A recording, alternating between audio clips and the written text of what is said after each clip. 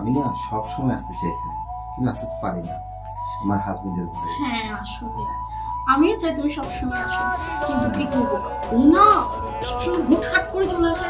তুমি না খুব সাবধানে থাকিও। রুমানা, রুমানা সালোয়ার ও তো চলে আসছে। আচ্ছা একটা কাজ করি, আমি আমি বেশ হয়ে যাই, তুমি আমাকে বাচ করো। আচ্ছা প্লিজ।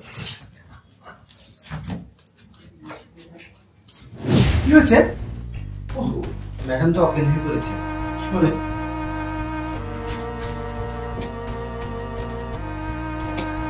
কোথায়? পানি আনতে গেছে। শুয়ে পড়ো, শুয়ে পড়ো।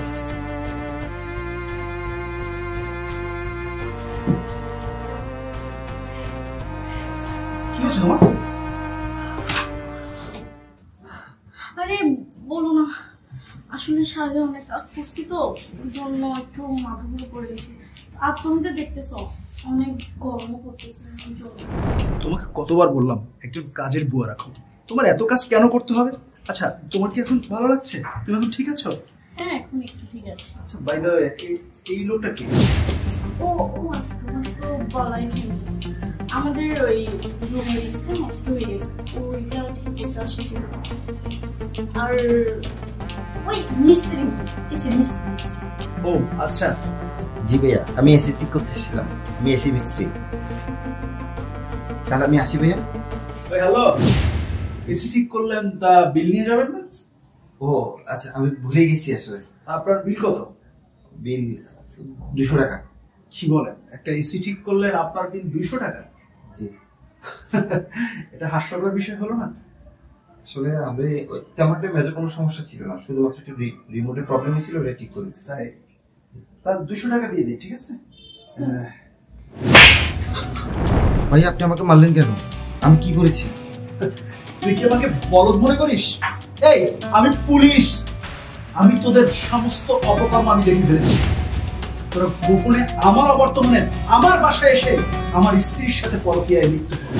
আমার অবর্তমানে তুমি তোমার বয়ফ্রেন্ড আমার বাসায় নিয়ে এসে পরকীয়া করছো। আমাকে তুমি বোকা বানাচ্ছ।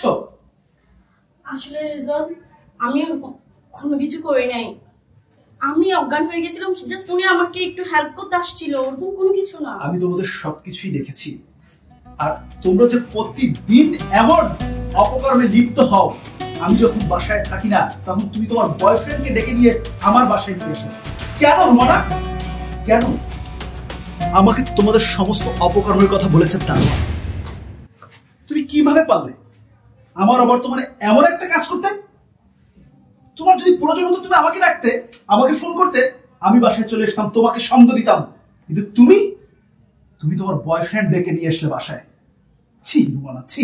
আমার ভাবতেও ঘৃণা হচ্ছে, নিজের প্রতি নিজের ঘৃণা হচ্ছে যে তুমি কিভাবে পারলে আমার স্ত্রী হয়ে। তুমি এই মুহূর্তে আমার বাসা থেকে বের হয়ে যাও, এখন এই মুহূর্তে তোমার বয়ফ্রেন্ড নিয়ে আমার বাসা থেকে বের হয়ে যাবে। আমাকে ক্ষমা করে দাও প্লিজ, প্লিজ আমাকে তুমি ক্ষমা করে দাও, আমি আর কখনো করবো না। ক্ষমা? কিসের ক্ষমা চাইছো তুমি আমার কাছে? তোর মতো ডাইনিকে আমি মাফ করে দেব? এই মুহূর্তে তোর বয়ফ্রেন্ডকে নিয়ে আমার বাসা থেকে বের হয়ে যা, বের হয়ে যা বলছি।